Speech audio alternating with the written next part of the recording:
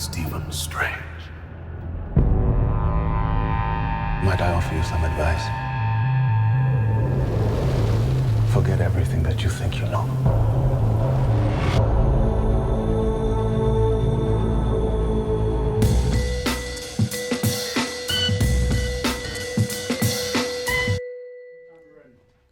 A great movie, and what a great extension of like the Marvel universe to see that it has this new kind of angle that it could go on, and I mean, it was exciting to me and my kids. Thank you, Jamal. Thank you. My first How old are your kids? 14, 12, and 8. And they all enjoyed it. They all enjoyed it. That's fantastic. They all loved it. I'm very happy about that. Cool. So speaking of kids, I mean, you as a child, you're a child of two acting parents. Yes, I am, was that ever like a pressure on you to really go down this? Never. No, they were good. They were good in that way, and really good in that way. In the way they kind of wanted me to know all the pitfalls and discourage me and just try and offer me something better than they'd had. And they really did that. They were selfless in how hard they worked to afford my education, but also beyond that, just really good role models within their profession.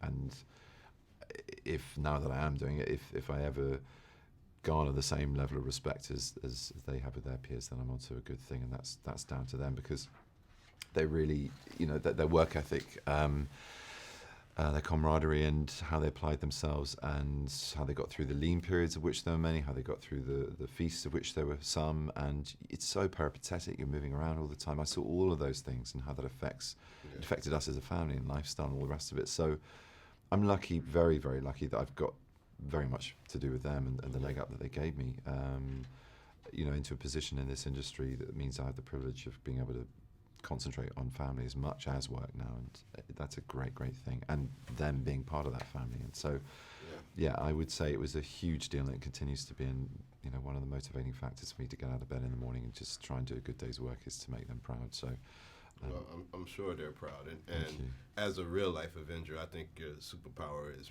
probably acting. And if you, like Dr. Stephen Strange, was to lose that power, do you think you would go through such lengths to try to get it back, or do you have something else that you would probably? It's interesting, isn't it? Because and people do have epic kind of journeys in their careers in all forms, even as artists or actors of any form of art.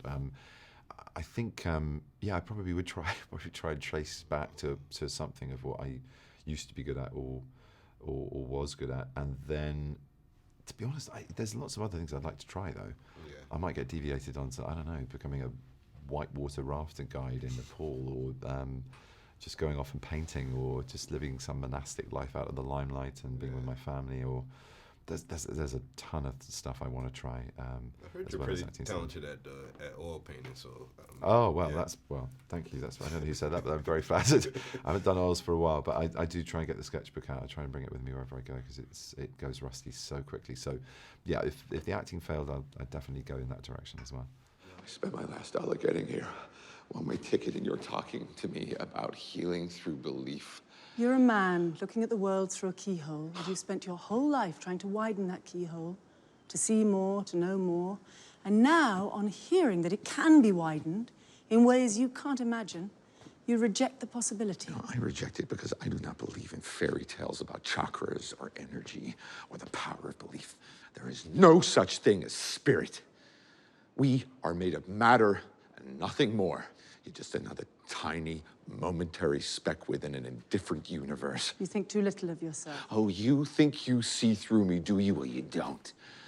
But I see through you!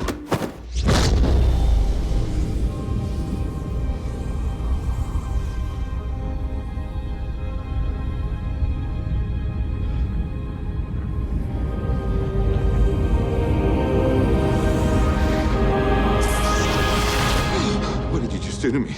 I pushed your astral form out of your physical form. What's in that tea? Psilocybin? LSD? It's just tea.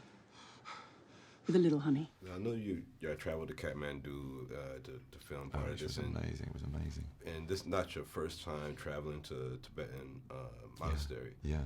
I want to go back to your first time, though. Like, can you remember, like, the feelings that you had when you first made that journey, and not as a... Yeah.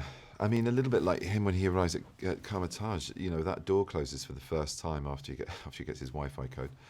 you kind of breathe deep and go, "Whoa, okay, I'm doing this." And it was a really profound moment of feeling incredibly excited, but also incredibly lonely and scared and wondering what the future would hold or the experience was going to bring. And it was an experience. You know, there were lows, but there were great highs. It was what you'd expect. It was a big chunk of time. It was about five plus months teaching. And then we had a 2-week sojourn where we took some time out. There were about 4 other volunteers, and we all came through the same scheme, but we were positioned at different places. Like, I think the nearest person to me was like a 20-minute, 40-minute Jeep ride away. I can't remember, but you know, under an hour.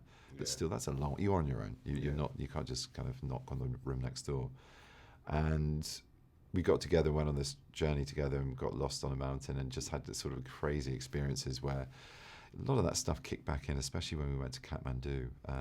It brought a lot of that sense memory back of what that time was like, and the potency of that tradition of Buddhism in general, and how extraordinary those countries are at living with differences and being coherent and peaceful and accommodating and not differentiating between religions, creeds, colours, whatever. It's inspiring stuff, and you know, important in the world we're currently living in, I think, to remind yourself of that. And yeah, definitely elements of that in the film, so it was helpful. Well, I'm glad your journey led you to be this great actor and Oh, to thank be you. on screen. Thanks, Jamal.